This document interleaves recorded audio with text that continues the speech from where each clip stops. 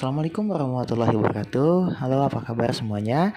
Perkenalkan, nama saya Bayu Aditya, NIM saya 21151018.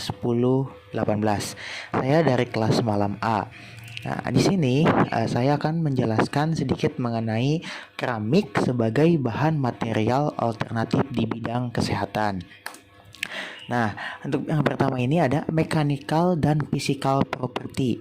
Pada umumnya, keramik tahan terhadap temperatur yang tinggi, kekerasan yang sangat tinggi, massa jenis yang rendah, dan mempunyai thermal konduktivitas yang rendah daripada logam.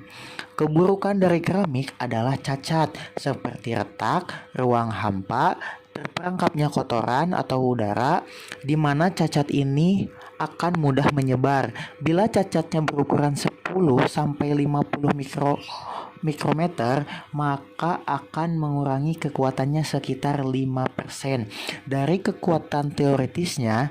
Karena terlalu kecilnya cacat, maka akan sulit dilihat dan dikurangi. Untuk itu, cacat ini sangatlah penting untuk dikurangi. Walaupun begitu, cacat ini akan muncul pada struk keramik. Nah, bisa dilihat sama-sama pada tabel 1. Ini adalah tabel mengenai perbandingan mekanikal dan fisikal struktur keramik dengan besi dan panduan aluminium. Proses dan fabrikasi dapat diproduksi lagi. Kualitas kebersihan dapat dipaketkan, dapat diproses lanjut. Karakteristik dari organ, jaringan lembut, organ speech, usia, jenis kelamin, ras, kondisi kesehatan, aktivitas, respon sistematis, medikal dan surgical prosedur, periodik aplikasi, kegunaan biaya. Sekarang ini perkembangan biomaterial pengganti tulang adalah dengan mengkombinasikan mengamati secara mekanikal dari bentuk tulang sesungguhnya, yaitu dengan membentuk kembali aktivitas dari selnya. Umumnya bahan yang dipakai adalah hidroksiapatit yang disingkat HA atau HAP.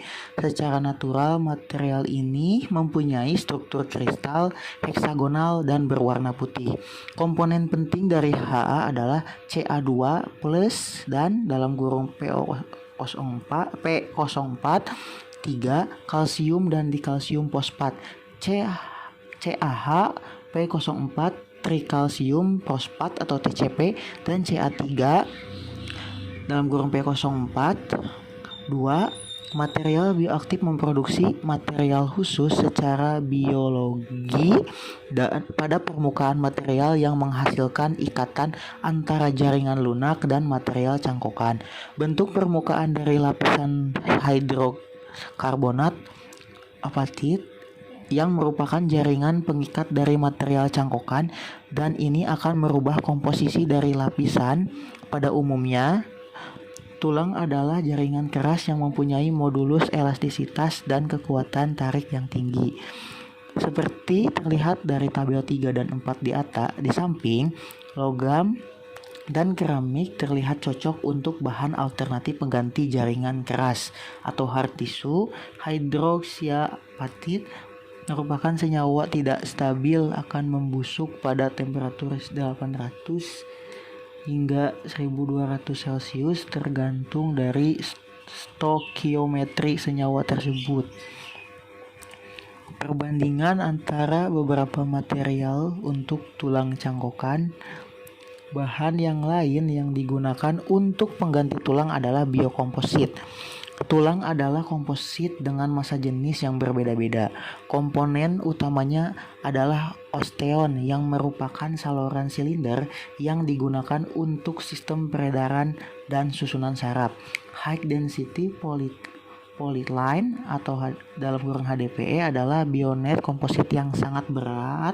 Fraksi molekulnya seperti ultramolekular weak polyethylene dalam kurung UHMWPE.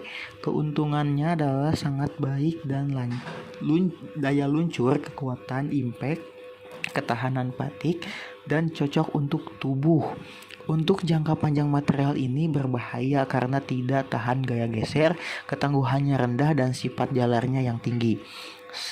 Selain bahan HDPE dari tipe UHMPE adalah hydroxyapatite atau HAP, di mana komposisi dari material tulang 45% dari 75% dari tulang ada pada material ini. Dari alasan ini HAP sangatlah cocok untuk pengganti tulang. Faktor-faktor utama dalam penggunaan keramik basis hydroxyapatite dibandingkan dengan material yang lain seperti polyethylene, HAP ini masih terbatas digunakan di bidang biologi. Jika material digunakan, maka secara umumnya digambarkan sebagai keramik biasa atau gelas untuk kaca Microsoft tanpa memperhatikan komposisinya, struktur mikro atau struktur permukaan dari HAP ini. Para ahli biologi hanya memperhatikan komponen organiknya. Sebagai tambahannya, efek dari sistem biologi pada keramik tidak pernah diperhatikan. Keramik mempunyai potensi yang sangat luas di bidang tumbukan dikarenakan komposisi dan kelenturan prosesnya, dan perubahan permukaan kimianya akan memberikan dalam biomolekul adalah sumber dari HAP. HAP ini diproduksi untuk keperluan ilmu pengobatan klinik karena mudah untuk disesuaikan aplikasinya. Keutamaan dari keramik adalah mempunyai kemampuan menyatu. Hal ini dikarenakan keramik secara biologi mempunyai kemampuan untuk mengoptimalkan biomineral. Karena inilah keramik sangat cocok untuk pengganti tulang atau aktivitas bedah. Adapun keuntungan dan kerugian menggunakan keramik base HAP untuk pengganti tulang. Yang pertama, keuntungannya cepat bersesuaian ke dalam tubuh manusia. Saat bersamaan, tubuh tidak merasakan apa-apa kalau ada benda asing di dalamnya. Yang kedua, hydroxyapatite mempunyai kemampuan pengikat ke tulang. Untuk kerugiannya, yang pertama, tidak dapat digunakan untuk bentuk yang besar atau bulk, khususnya beban fatigue, karena tidak mampu menahan beban yang berat seperti dalam ilmu bedah jantung. Yang kedua, sifat perekat antara pelapis kalsium, fosfat, dan material cangkoknya sangat kurang. Manufaktur dari hydroxyapatite keramik. Proses pelapisan adalah salah satu. Untuk membuat hydroxyapatite, pelapisan adalah suatu proses yang sangat baik untuk mendapatkan sifat biocompatible untuk unsur yang dimiliki oleh sambungan tulang dengan keramik. Beberapa teknik pelapisan dalam pembuatan hydroxyapatite dapat dilihat pada tabel di samping. Kemudian ada tabel 6, mekanisme dasar pengikat pelapisan penyemprotan termal.